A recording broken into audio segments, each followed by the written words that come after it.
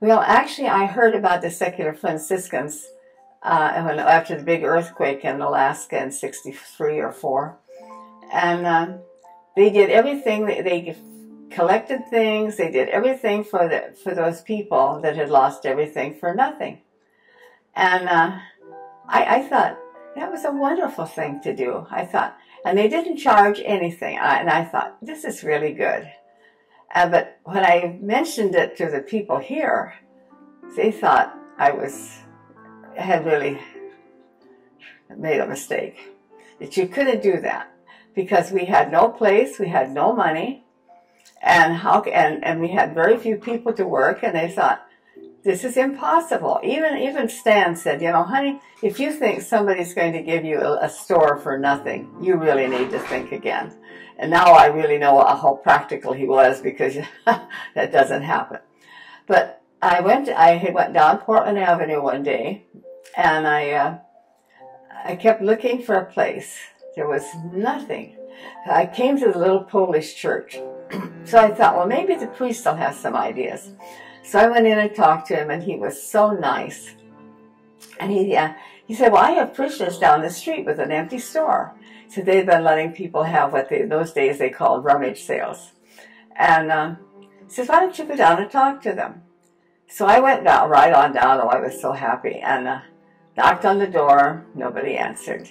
I went back another day. Nobody answered. But the third time I went, the door opened.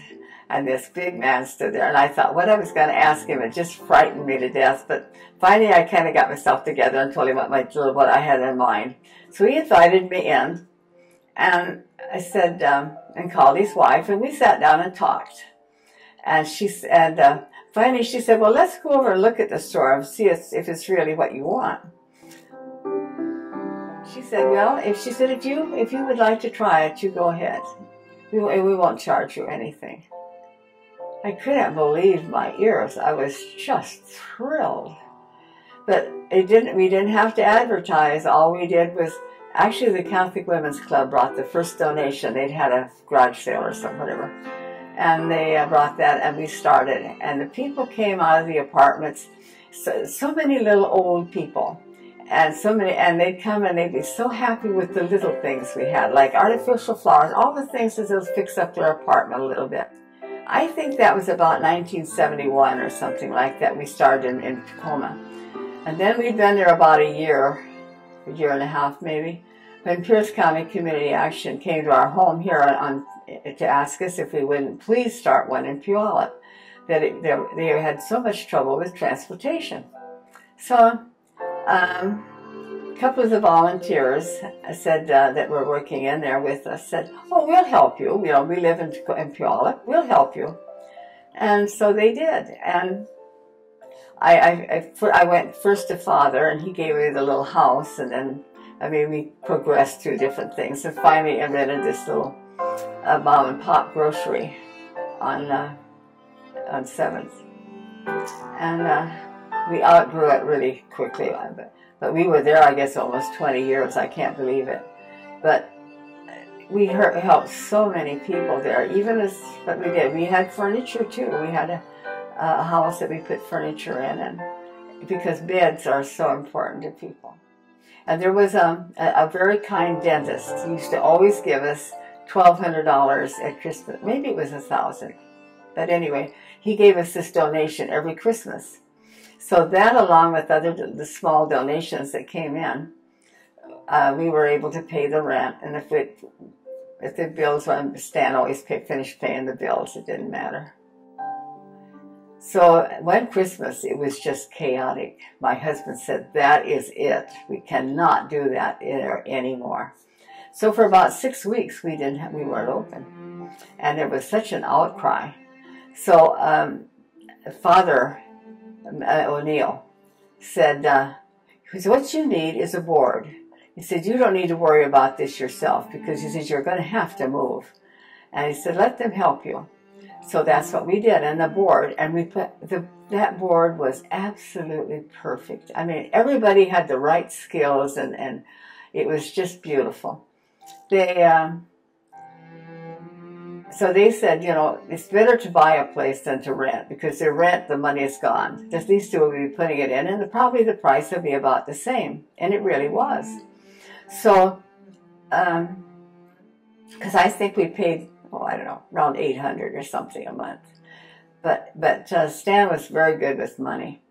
And so I mean, we managed, and well, actually, it was funny because we had to get a loan, of course.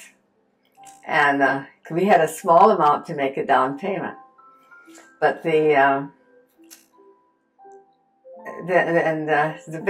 bank made very sure that when Stan and I said we would sign the mortgage, that, I mean, I didn't even realize what the total, whatever we were worth, you know, but they figured it all out. They were very careful. So we signed the mortgage, and but it was paid in 20 months. And that to me is a real miracle, because it was at least $125,000 that we signed for. But people were very generous, and we had, Wayne Peralt did the grants, and he was very good. So I think we got 5 grants.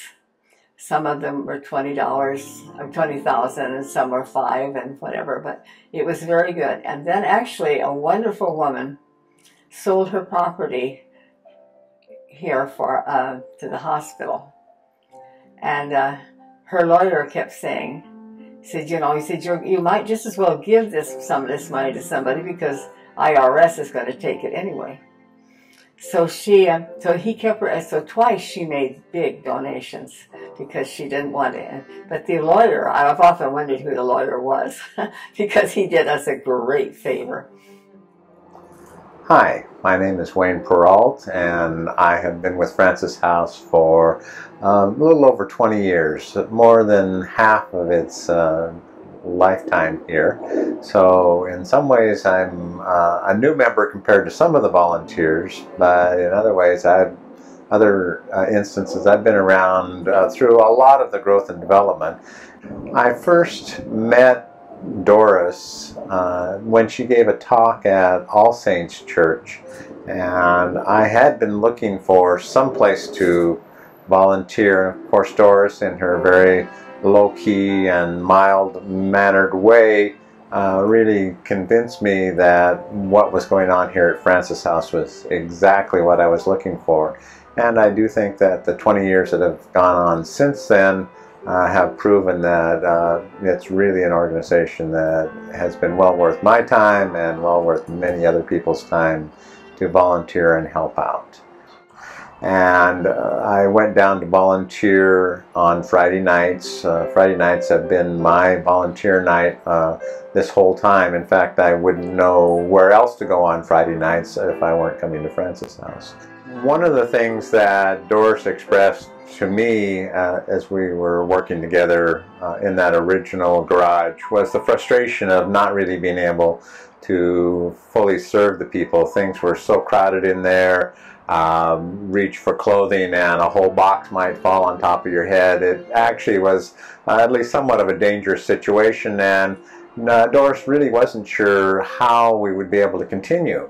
Well, I think that maybe somehow God put Doris and I together, because what I was doing at the time for an occupation was fundraising and writing grants, and I told Doris that maybe we really should look at the possibility of doing some grant writing and moving and expanding Francis House.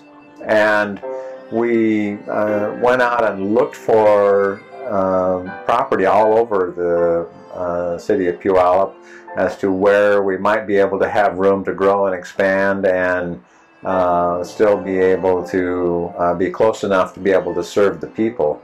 And actually, Pat Kwan, one of our board members, happened to find the property that Francis House currently is on, actually just by accident, by visiting her mother across the street, and walked over and asked the people that had this nice big piece of property whether they would be interested in selling. And they would, and actually that led us to then not only having a goal in mind, but to really start actively doing some fundraising. And we did that through grant writing. The total package to buy the house, the land, to do the improvements, in order to get the occupancy permit to open Francis House, all the things that were put together, I think, if I remember right, came to about $210,000. And at the time, Francis House's annual budget was about $6,000. But with a lot of faith and continually telling Doris, we can do it, we can do it. I know that this is a cause that people are going to want to support. We actually raised the funds both through grants and individual donations in a phenomenally short period of time. We had the whole property, the house, and all of the improvements that we did paid for in 20 months from the time we first started fundraising for it. It just proved to us that a lot of people, a lot of organizations, a lot of foundations believe in and believed at that time in what Francis House was doing to serve the poor in the Puyallup Valley. One of the things that we started early on as a board of directors, actually several programs, but one that I was directly involved in was the Hot Meals program. Really felt a strong calling to be able to provide hot meals to people who had no other opportunity to be able to eat during the days. So then the board decided, well, let's do this one night a week. So on Monday they did it. And then people heard about it. So people would say, well, let us have Tuesday. And the first week in the month, Tuesday. And they went down. It wasn't very long until it was all filled. I mean, every night. And it's amazing now that the people will not give up their night. Every once in a while somebody wants to do it special. And Hannah has a terrible time finding somebody who will give up their night, which to me is incredible because food is expensive now, and it's a lot of work they put on. But they say that they really like to be able to see the people eating the food that they bring and knowing that they are hungry and that they're happy to have it, and it really makes them happy. And it's good for the school children because, you know, All Saints has done this, but because children don't realize that some people don't have everything. And they see these people coming in, especially children now. There's so many families coming in with children. They're living in their car. It's horrible. Oh, I met Mom where I get sick. I hurt my back in Washington, D.C., and I have to come back here. And my husband, he no job, he have to take care of me, and he said, oh, we have to go to Catholic church. He went to Catholic church, and the priest there, he told him, oh, I send you to lady. And he sent him to Mom, Doris Marklick. And that's why we met her. She is so helpful. She helped me when I'm sick. She feed me when I'm sick. She's really nice to me. I miss her. The meal program started in March 18, 95, where we open it and I say, well, Mama could help you. And she said, okay, hon. We start helping her. She work all day in Francis' house, and she go, to the armory for 2 weeks. And I saw her, she's tired. I say, Mom, why don't you go home? And she told me, we could take care of it. I say, yes, I could take care of it. She told me, okay, Hannah, it's yours. Since that day, I promised her to take care of it. Till now, my promise to her to take care of it. Thank God. God gave me help to take care of what I promised Mom, the meal program. We are 20 years.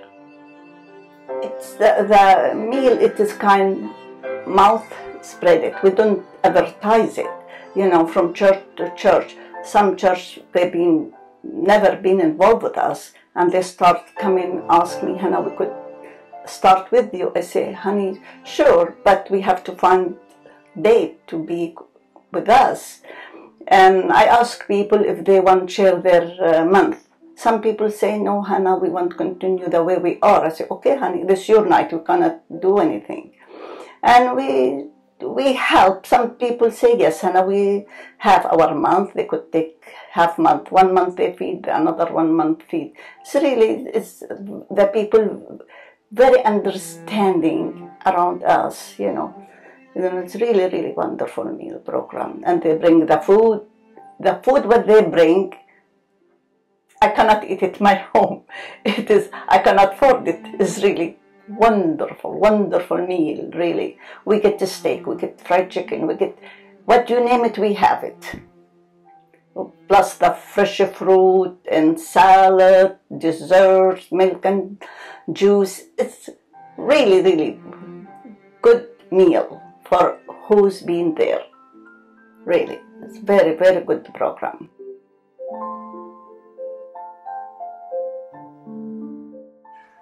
My name is Bill Kowalski, and I became associated with St. Francis House back in 1999 when I got introduced to Stan and Doris Michalek, who were running and operating St. Francis for many, many years already. We had a project that was underway when I started. I became the treasurer on the board, and they were building the clothing bank here at St. Francis House, of which I'm standing in right now, our large clothing bank store. And this kind of really got us going where we needed to be to help our clients and the homeless folks in the area here and the families and the children especially too. We've had many programs since then to have our plans go forward to continue helping everybody that we can. Because in '83, I went back, my mother died, and Patty's was the home for the funeral, and she said, what are you going to do with your time now that you've spent with her? And I said, well, I'd really like to learn Spanish. And she said, well, why don't you? And I couldn't come up with an answer why I shouldn't. So I called TCC, and they said, well, the class has just begun. We've just begun this quarter, 3 days. If you want to come, go ahead. And of course, as I was older, I didn't have to pay tuition. All I had to pay was the rent for my car space. And so for 15 months, I went every morning. And I usually had an 8 or 8:30 class. And then I would study every night. And it was, I loved the Spanish. I loved it. But I've heard criticisms about when you do the school is that you learn the theory and you learn all this, but you don't really learn to use it. And that is actually what we didn't do. If you come back in the evening, they'd have maybe a little class. I mean, not a class, but a little group that would practice. But that was what I missed. So I went out, so I would go out in the country, and actually there was a bakery in Federal Way. They would give me carload of I had a little hatchback. I would have that thing just loaded with bagels and all kinds of bread. So I would go out in the country, and the people would be so happy to see me. I mean, people come in now that still remember how I fed them when they were hungry, and their children were hungry. But it was fun, and I would go out there. So I started my Spanish. So the first thing I'd say was, you know, "Quiere pan? Quiere pan?" And so that's why on my lessons I start with "querer." Hello, my name is Sister Pat. I am the Executive Director of St. Francis House. I've been here since September of 2001. I came at that time because Doris and Stan, our founders, and also my parents, were getting older, and it was harder for them to maintain the work at St. Francis House. So I asked if I could come and help as the director, and the board very graciously accepted that, and so I've been here ever since. Once I was settled here as director, it was important to begin thinking about how to use the space that we had, our new clothing bank and the new space, in a way that was the most beneficial for our clients. And so we did do a needs assessment among them and discovered that one need that we could fill that was really something that would help clients get on their feet was English as a second language. And so we decided that we would use the empty building for that purpose. And we began with 8 students, and before the year was out we had 50 students. And these were Hispanic clients who were working or who had children in school and needed to develop their English language skills in order to either help their children with their schoolwork, talk with their teachers and doctors, or improve their situations at work. And so we developed a program that met their needs, and that program has been going since 2001. Since the time we began the ESL program, it's been one of my delights to go about the community and run into some of our former students and hear from them how proud they are with their new English skills and how much better their life is because they are able to communicate effectively. So we're very happy we took a chance and started that program. One of the reasons St. Francis House has been so successful is the amazing group of volunteers that we have. They are so faithful and so dedicated, and there are so many of them in every corner of our place every day of the week, and we really would not be able to serve our clients without them. They put life in our services, and they are the ones who, along with our staff, really make a difference for the people who come here. As time went on, it became evident that we were going to need more staff members and that we were going to need to expand a little bit. So all of that meant money, and we realized we were going to have to find a way to generate more income than the donors who had previously been supporting St. Francis House. So we, with the help of Sharon Coleman, the board agreed to embark on a new type of fundraising. At least it was new for us. And that was the beginning of our Miracle Maker Breakfast.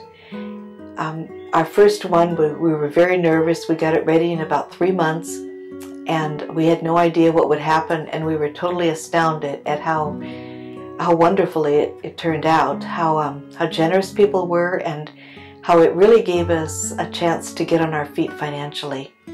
And we have continued that breakfast for the last 10 years or more, I guess. And it's really been an important way for us to keep our doors open and keep our services flowing in an efficient manner. I'm Terry, and I've been here at Francis House as a volunteer for about 14 years now. About maybe 2 or 3 years after I joined up, I was asked to become a board member, and I was most happy to do so.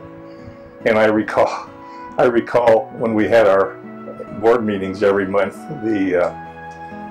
the treasurer's report, we looked at the bottom right-hand corner of the liability and asset statement, and it always said 0. And we always sort of looked at each other and say, how can this be? Well, it was. We didn't owe a dime. And this was a few years after the store was built. And even then, we didn't owe a dime. It was due to the generosity, of course, of our local community. Well, over the years, as a board at the time, we, of course, looked at other things we could do in the community. And we knew that there was so much more. We had 2 or 3 givens, one of which, of course, was the continued vision of Stan and Doris, and 2, their tenacity to hold to that vision. And of course, the third was the incredible generosity of the local community, both hands-on and monetarily. But we didn't quite know how to address that. We knew that we could do so much more.